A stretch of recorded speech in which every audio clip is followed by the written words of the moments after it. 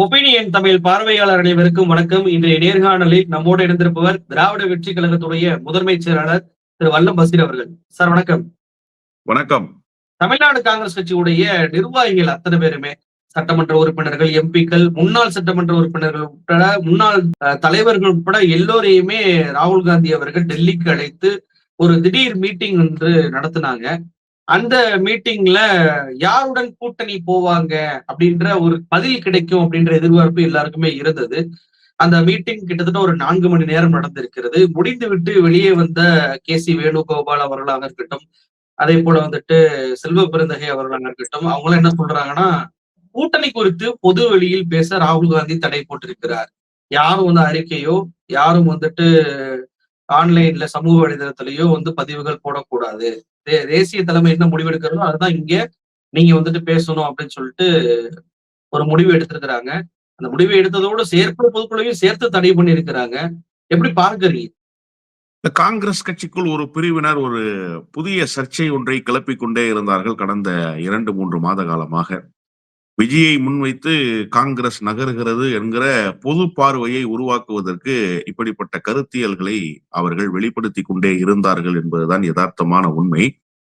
அந்த சூழல் தமிழ்நாட்டு அரசியல் களத்தில் ஒருபோதும் இயலாது என்று என்னை போன்றவர்கள் தொடர்ந்து பேசி இருக்கிறோம். அதற்கு மிக முக்கியமான காரணம், ராகுல் காந்தியினுடைய வியூகம் என்பது திராவிட முன்னேற்ற கழகத்தை முன்னிறுத்தித்தான். தமிழ்நாட்டுல நீங்க ராகுலை 2019 நாடாளுமன்ற தேர்தலின் போது காங்கிரஸ் கட்சி பிரதமர் வேட்பாளர் என்று முன்மொழியவில்லை. இங்கே நம்முடைய சென்னையில் தமிழ்நாட்டினுடைய தலைநகரில் ஒரு நிகழ்வில் பங்கேற்ற போதுதான் பினராயி விஜயன் போன்ற தலைவர்களை எல்லாம் வைத்துக் கொண்டு நம்முடைய தமிழ்நாடு முதலமைச்சர், அன்றைக்கு எதிர்க்கட்சி தலைவராக இருந்த திராவிட முன்னேற்ற கழகத்தினுடைய தலைவர் அண்ணன் தளபதி ஸ்டாலின் அவர்கள் எங்களுடைய பிரதமர் வேட்பாளர் ராகுல் காந்தி என்று சொல்லி அறிவித்தார். இந்த அறிவிப்பு இருக்குல்ல, இது காங்கிரஸ் கட்சியிலிருந்து எழுந்திருந்தால் கூட அது வெறும் காங்கிரசினுடைய நடவடிக்கை என்று சுருங்கி போயிருக்கும். தென்னிந்தியாவிலிருந்து காங்கிரஸ் கட்சி அல்லாத ஒரு மாபெரும் தலைவர் அதை அறிவித்தாருங்கிற அந்த சூழல் இருக்குல்ல, அது உண்மையிலேயே ராகுல் காந்தியினுடைய பொலிட்டிக்கல் கெரியர்ல ஒரு மிகப்பெரிய மைலேஜ் அப்படிங்கிறது மற்றவர்களுக்கு தெரிகிறதோ இல்லையோ, ராகுல் காந்திக்கு நன்றாகவே தெரியும். அப்போ ஒரு இணக்கமான சூழலும் காங்கிரஸ் கட்சி நன்றாக இருக்க வேண்டும் என்கிற அக்கறையும் இருக்கிற ஒரு தலைவரால் மட்டும்தான் இத்தகைய அறிவிப்பை வெளியிட முடியும்னு ராகுல் காந்தி உணராதவரா? நீங்க காங்கிரஸோடு கூட்டு வைத்துக் கொள்கிற, காங்கிரஸோடு கரம் குலுக்குகிற ஒரு பெரிய பட்டியலையே கட்சிகள் இருக்கிறது என்று போட முடியும். எந்த கட்சி தலைவராவது இவ்வளவு கன்சர்னா காங்கிரஸ் மீது இருந்திருக்காங்களா? எந்த கட்சி தலைவராவது காங்கிரஸ் பலம் பெற வேண்டும் என்கிற கருத்தியலை வைக்கிறாங்களா? இல்லையே. ஆனா திராவிட முன்னேற்ற கழகம் தொடர்ச்சியாக அதை செய்கிறது. அகில இந்திய அரசியலில் பாரதிய ஜனதா கட்சியை வீழ்த்துகிற வியூகத்தை காங்கிரஸால் வகுக்க முடியும், அல்லது காங்கிரஸை முன்னிலைப்படுத்தித்தான் வகுக்க முடியும். அப்படிங்கிறதுல எந்த விதமான மாற்று கருத்துக்கும் இடம் தராமல் தமிழ்நாட்டினுடைய முதலமைச்சர் நகருகிறார் என்பதை ராகுல் காந்தியும் காங்கிரஸ் கட்சியில் இருக்கிற காங்கிரஸ் கட்சியினுடைய நலனை விரும்புகிற தலைவர்களும் அறிந்து வைத்திருக்கிறார்கள். ஆனா இங்கே ஏதோ ஒரு பெரிய புரட்சி வந்து விட்டதை போலவும், ஆட்சியிலே பங்கு கொடுக்கவில்லை என்று சொன்னால் ஆட்சியில் பங்கு தருகிற விஜயோடு சேர்ந்து கொள்வோம் என்பது போலவும் ஒரு கருத்தியல் பேசப்படுதில்ல. அதற்கு வலு சேர்க்கிற விதமாக நாடாளுமன்ற உறுப்பினர்கள் பேசுறாங்க. நான் கூட பல நேர்காணல்கள்ல சொன்ன, இந்த நாடாளுமன்ற உறுப்பினர்களுக்கு ஒரு அஜெண்டா இருக்கிறது. அவங்க இந்த தேர்தல்ல போட்டியிட போறது இல்ல, அவங்களுக்கு நாடாளுமன்ற தேர்தல் தான் அடுத்த கணக்கு. அப்போ கட்சி எக்கேடு கட்டாலும் பரவாயில்லை, ஒரு சர்ச்சையை உருவாக்க வேண்டும் என்று சொல்லி RSS அஜெண்டாவுக்கு உட்பட்டு இவர்கள் செயல்படுகிறார்கள் அப்படின்னு நான் ஒரு குற்றச்சாட்டை கடுமையாக எல்லா நேர்காணல்கள்லயும் வச்சுக்கிட்டே இருந்தேன். அது என்ன காரணம் அப்படின்னு கேட்டா, காங்கிரஸ் திமுக கூட்டணி என்பது தமிழ்நாட்டில் மதச்சார்பற்ற முற்போக்கு கூட்டணி என்று பெயர் பெற்றிருக்கிற கூட்டணி. இப்ப இந்த மதச்சார்பற்ற முற்போக்கு கூட்டணியை உடைக்க வேண்டும் என்று யார் விரும்புவார்கள்? மதத்தின் பெயரால் கலவரத்தை தூண்ட வேண்டும் நினைக்கிற மத சார்புடைய இயக்கங்கள் அதை கருதும் இல்லையா? இப்ப RSSக்கு ஒரு அஜெண்டா இருக்கணும், பாஜகவுக்கு ஒரு அஜெண்டா இருக்கணும். அந்த அஜெண்டாவை காங்கிரஸ் கட்சியினுடைய நாடாளுமன்ற உறுப்பினர் பேசுறாருன்னா, அப்ப அவர் RSS அஜெண்டாவுக்கு உட்பட்டு பேசுகிறார் என்றுதானே பொருள் கொள்ளப்படும். அப்படித்தான் கருத்துகள் நெடுங்காலமாக, அதாவது நான் சொல்வது ஒரு 2-3 மாத காலமாக பேசப்பட்டு வந்தது. ஆனால் இதை முன்கூட்டியே செய்திருக்க வேண்டும் ராகுல் காந்தி. நான் அதைதான் எதிர்பார்த்தேன். 2 மாசத்துக்கு முன்னாடியே இதை ராகுல் காந்தி கண்டிப்பாரு. ராகுல் காந்தி இதற்கு ஒரு முற்றுப்புள்ளி வைப்பார். அன்னைக்கே முற்றுப்புள்ளி வச்சிருந்தா இவ்வளவு கருத்துகளும் தமிழ்நாட்டு அரசியல் களத்துக்குள்ள வந்திருக்காது, பேசி இருக்க மாட்டார்கள். யாரோ ஒரு நபர் அவருடைய வியூக வகுப்பாளர் என்று, ராகுல் காந்தியினுடைய வியூக வகுப்பாளர் என்று சொல்லி வந்தார் தமிழ்நாட்டுக்கு. விஜயை போய் மறைமுகமாக சந்தித்தார். அவர் ஏதோ தமிழ்நாட்டு அரசியல் களத்தை ஆய்ந்து அறிந்தவர் போல தமிழ்நாட்டினுடைய ஊடகங்களின் முன்னால் பேசினார். அப்போதே இதற்கு ஒரு முற்றுப்புள்ளி வைத்திருந்தால் இந்த பிரச்சனை இந்த அளவுக்கு வந்திருக்காது. அவரோட சேர்ந்துதான் பாத்தீங்கன்னா மாணிக்கம் தாக்கூர் உட்கார்ந்திருந்தாரு. பிரவீன் சக்கரவர்த்தி, மாணிக்கம் தாக்கூர், மயூரா ஜெயக்குமார் போன்றவர்கள்லாம் ஒரே இடத்துல உட்கார்ந்திருப்பதை பார்க்க முடியுது. அதுவும் பின் வரிசைக்கு போய் உட்கார்ந்திருப்பதை பார்க்க முடிந்தது. இப்ப நீங்க முற்றுப்புள்ளி வைக்கணும்னு சொன்னீங்கல்ல, இப்போது ராகுல் காந்தி முற்றுப்புள்ளி வச்சுட்டாரா? ஏன்னா கூட்டணி குறித்து பேசக்கூடாது, தடை அப்படின்னு தான் இருக்கே தவிர, எந்த கூட்டணிக்கு போவோம் அப்படின்னு சொல்லி பேசக்கூடாது அப்படின்னு சொல்லியிருப்பதாக நம்ம அதை புரிஞ்சுக்கிறலாமா? திமுக கூட்டணியும் அவங்க இருக்கிறாங்க.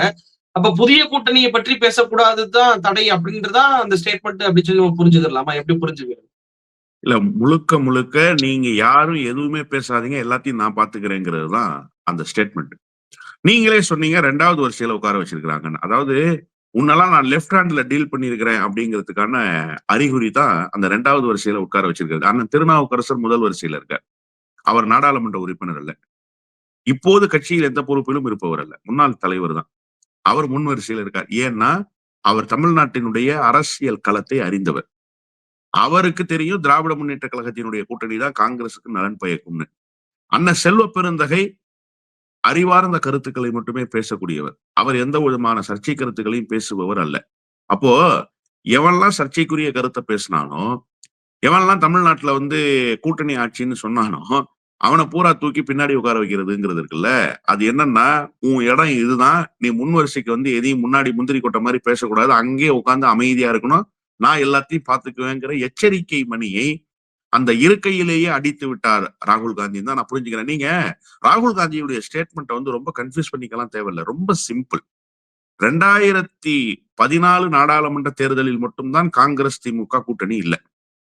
மீதி எல்லா தேர்தலிலும் 2004 இருந்து இந்த கூட்டணி ஏறக்குறைய எத்தனை ஆண்டு காலம் ஆயிடுச்சு? 22 ஆண்டு காலம் ஆயிடுச்சு. 22 ஆண்டு காலமும் காங்கிரஸ் திமுக உடன்படிக்கை என்பது இருந்து கொண்டே இருக்கிறது. அதற்கு முன்பும் நெடிய வரலாறு காங்கிரஸ் திமுக கூட்டணிக்கு இருக்கிறது.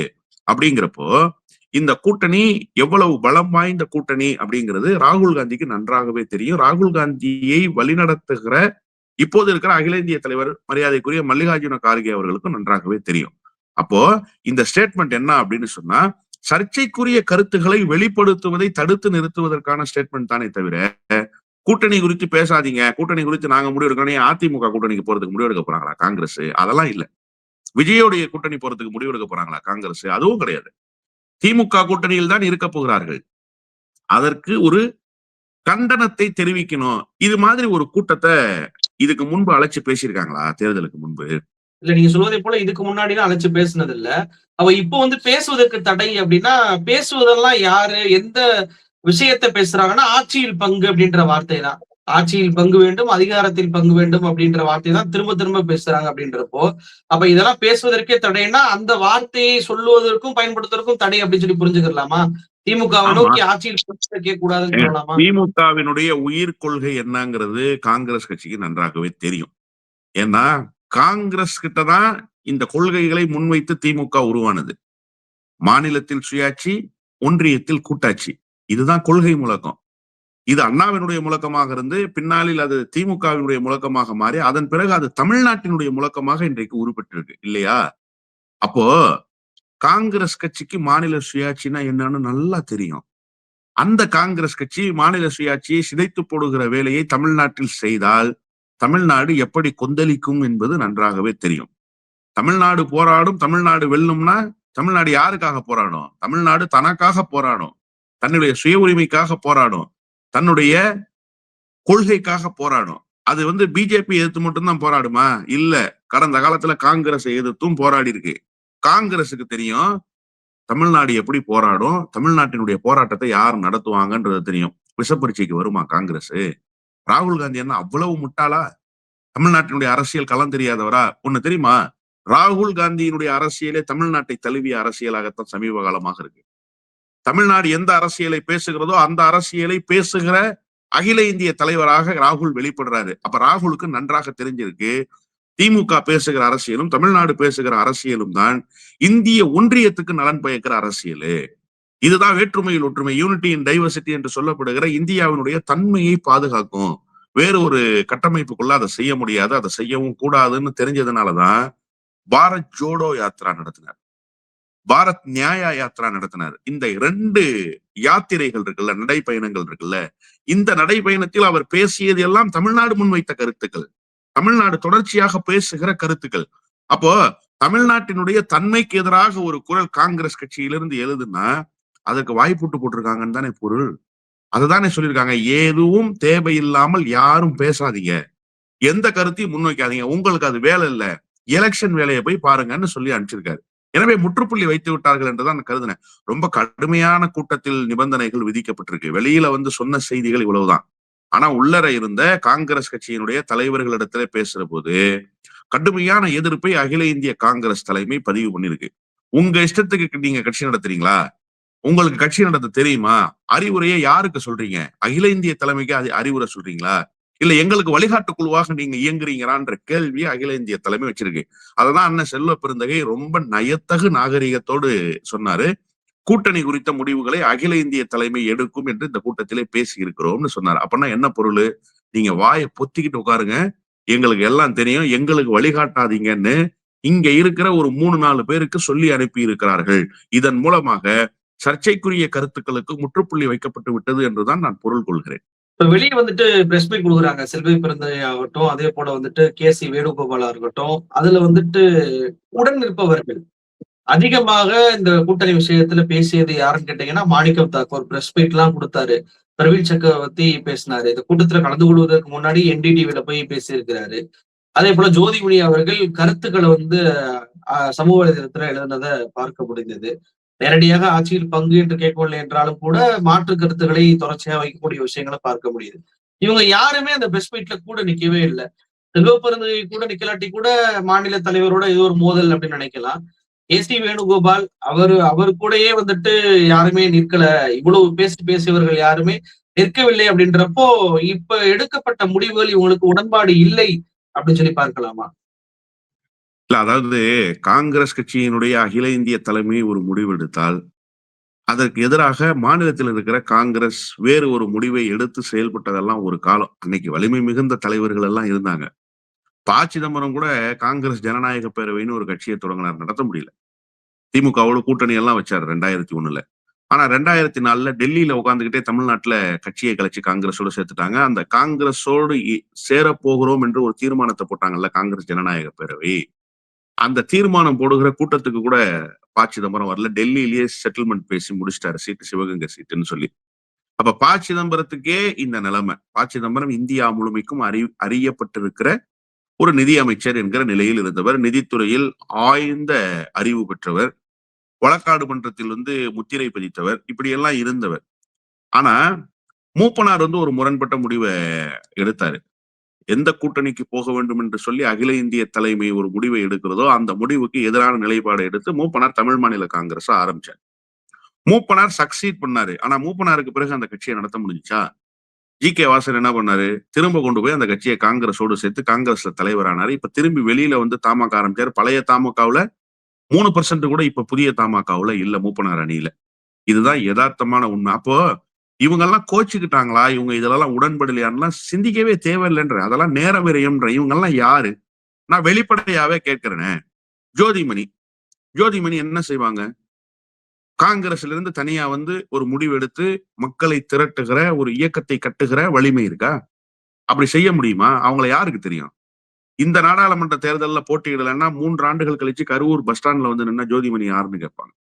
இதான் ஜோதிமணியினுடைய நிலவரம்.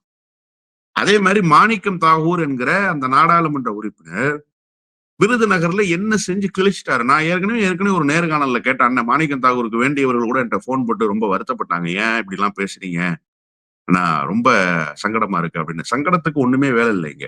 நான் என்ன கேட்க விரும்புறேன்னா, சொந்த மாமனார் மேலூர் தொகுதியில போட்டிட்டார்ல, அவரை ஜெயிக்க வைக்க முடிஞ்சா அவங்களால? இதான் காங்கிரஸ் கட்சியில நீங்க செலுத்தக்கூடிய ஆதிக்கம். அப்ப நீங்க எல்லாம் யாரு? நீங்க எல்லாம் காங்கிரஸ்ல இருந்தாதான் குறைந்தபட்சம் எதையாவது பெற முடியும். இல்லைன்னா நீங்க எல்லாம் ஜோக்கர்ஸ். உங்களுக்கு எந்த விதமான இண்டிவிஜுவாலிட்டி கிடையாது. நீங்க வந்து காங்கிரஸ் கட்சியில இருக்கிறதுனால உண்டு கொழுத்து இருக்கிற ஒரு நபர்களாக இருக்கிறீங்களே தவிர, உங்களை 3 முறை நாடாளுமன்றத்துக்கு அனுப்பியது யாரு?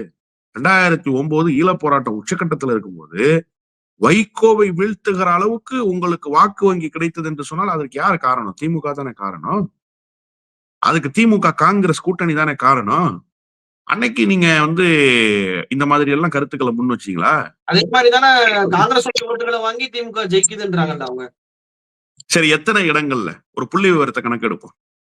எத்தனை இடங்கள்ல? சரி, இத வந்து எக்ஸ்பெரிமெண்ட் பண்ணி பார்த்திருக்கமா? நல்ல கேள்வி. நீங்க ரொம்ப அழகா கேட்டீங்க.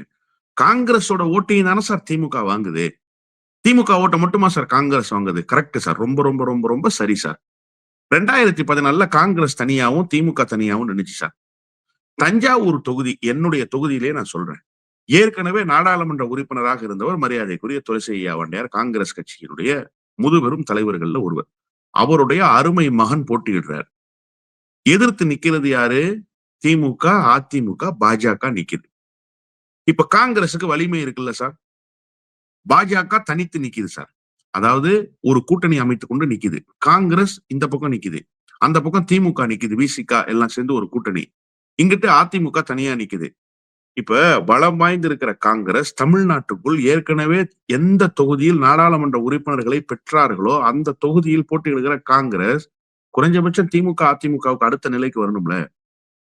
காங்கிரஸ் எத்தனாவது இடம் தெரியுமா போச்சு? 4வது இடத்துக்கு போச்சு. 3வது இடத்துக்கு வந்தது யாரு தெரியுமா? பாஜகவினுடைய வேட்பாளர். இதுதான் காங்கிரஸ் கட்சியினுடைய நிலைமை தமிழ்நாட்டுக்குள்ள. அப்போ யாருடைய வாக்குகள் அதிகமாக அந்த கட்சிகளுக்கு பயன்பட்டு இருக்கு? மனசாட்சியோடு பேசினா காங்கிரஸ் கட்சிக்காரர்களுக்கு கொடுக்கிற 10 நாடாளுமன்ற தொகுதிகள் தமிழ்நாட்டில் பெருமானமான்னு கேட்கிறேன். இது திமுகவுக்குள்ளேயே ஒரு குரல் இருக்கு. ஆனா முதலமைச்சர் அதை மட்டுப்படுத்துறாரு. என்ன சொல்லி மட்டுப்படுத்துறாருன்னா, காங்கிரஸ் அகில இந்திய அரசியலில் வலிமையாக இருந்தால்தான் நாம் தொடர்ச்சியாக மதச்சார்பற்ற கொள்கையை பேச முடியும். எனவே காங்கிரஸ் கட்சியை வலிமையாக வைத்துக் கொள்ள வேண்டியது நமக்கு இருக்கக்கூடிய தார்மீக கடமைன்னு ஒரு தலைவர் பேசுறாருல. அப்போ நீங்க வந்து 6 இடங்களுக்கு அதிகமாக போட்டியிடுகிற தகுதி பெற்றவர்கள் அல்ல. ஆனா 10 இடங்களை கொடுத்திருக்கிறாங்கல்ல. அப்ப யாரு கூடுதல் பெனிஃபிட்? யாரு அதிகமான லாபத்தை பெறுகிறார்கள்? சரி, இப்ப வருவோம். 2011 உங்களுடைய நிலவரம் என்ன? எத்தனை இடங்கள் பெற்றீங்க? அதுல எத்தனை இடங்கள் வெற்றி பெற்றீங்க நீங்க?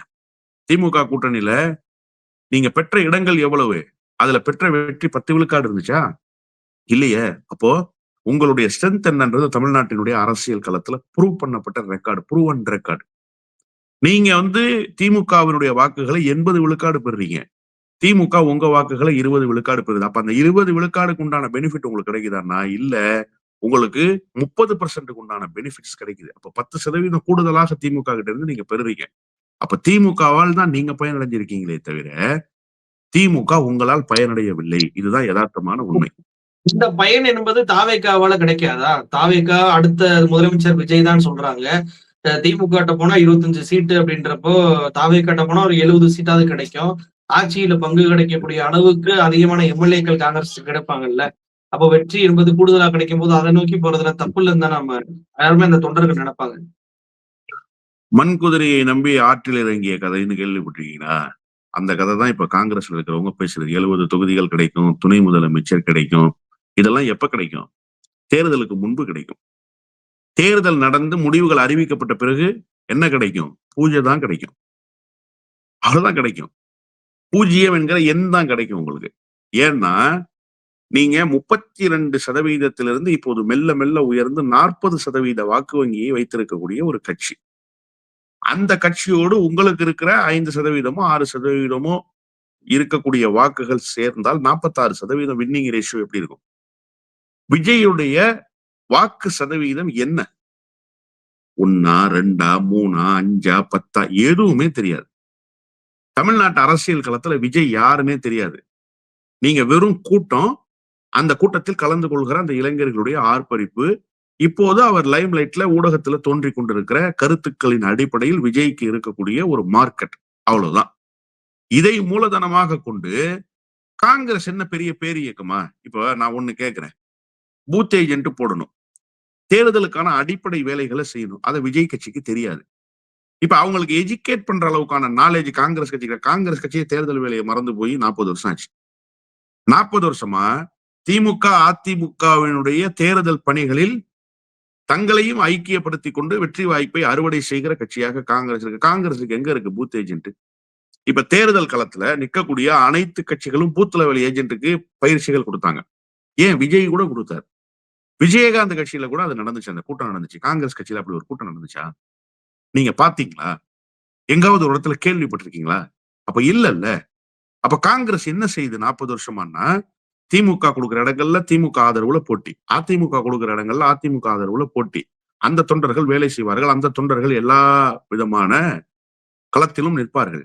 இவங்க வெற்றியை பெற்றுக்கொண்டு காங்கிரஸ் கட்சியினுடைய அலுவலகத்துல போய் சட்டையை கிழிச்சுக்கிற வேலையை செய்வாங்க. நான் காங்கிரஸை குறைச்சு மதிப்பிடல. உங்களுடைய தகுதி என்ன, உயரம் என்னன்னு தெரிஞ்சு நீங்க பேசணும். அப்போ விஜயோடு போனா 70 சீட்டு கிடைக்கும் அப்படின்னா, காங்கிரஸ் கட்சியினுடைய சவப்பெட்டிக்கு கடைசி ஆணி அறைகிற வேலை இல்லையா இந்த வேலை? 70 இடங்கள் இல்ல. விஜய் உங்களுக்கு தார்மீக ஆதரவு கொடுத்து 34 இடத்துல நான் நிக்கிறேன், நீங்க 200 இடங்கள்ல நில்லுங்கன்னு நின்னா கூட நீங்க ஒரு இடத்துல வெற்றி பெற முடியாது. அண்ணன் திருமா சமீபத்துல ஒரு கூட்டத்துல பேசும்போது ரொம்ப அழகா சொன்னாரு. எனக்கு கிராமப்புறத்துல போய் 8 ஏக்கர் இடம் தரேங்கிறாங்க. நான் சிட்டிக்குள்ள 2000 சதுரடி இடம் வச்சிருக்கேன். இதனுடைய மதிப்பு என்ன? அந்த 8 ஏக்கருடைய மதிப்பு என்ன என்பது எனக்கு தெரியும் சந்தையிலன்னு சொன்னார். அதுக்கு என்ன பொருள்னா, 70 சீட்டு கொடுப்பாங்க. ஒரு சீட்டு கூட ஜெயிக்க மாட்டீங்க. இங்க 15 சீட்டு கொடுப்பாங்க. 12 சீட்டு ஜெயிப்பீங்க. தேர்தலில் வெற்றி தான் கணக்கே தவிர எத்தனை இடங்களில் போட்டியிடுகிறோம் என்பது அல்ல கணக்கு. மக்கள் நல கூட்டணின்னு ஒண்ணு 2016ல வைகோ ஃபார்ம் பண்ணாரு. எத்தனை இடங்களை பகிர்ந்து கொண்டார்கள்? 26, 27 இடங்களை ஒவ்வொரு கூட்டணி கட்சியும் பகிர்ந்துக்குச்சு. எத்தனை இடங்கள்ல வெற்றி பெற்றாங்க? ஒரு இடத்துல கூட வெற்றி பெறல. அப்போ இடங்களில் போட்டியிடுவது அல்ல தேர்தல். வெற்றி பெற வேண்டும் என்பதுதான் தேர்தல். திமுக கூட்டணியில் இருந்தால் மட்டும்தான் காங்கிரஸ் வெற்றி வாய்ப்பை பெற முடியும். இல்லை என்று சொன்னால் காங்கிரசினுடைய பிரதிநிதித்துவம் சட்டப்பேரவையில் இல்லாமலேயே போகும். நிகழ்ச்சியில் கலந்து கொண்டு பல்வேறு தகவலை வெளியிட்டு பகிர்ந்துட்டீங்க. ரொம்ப நன்றி. நன்றி.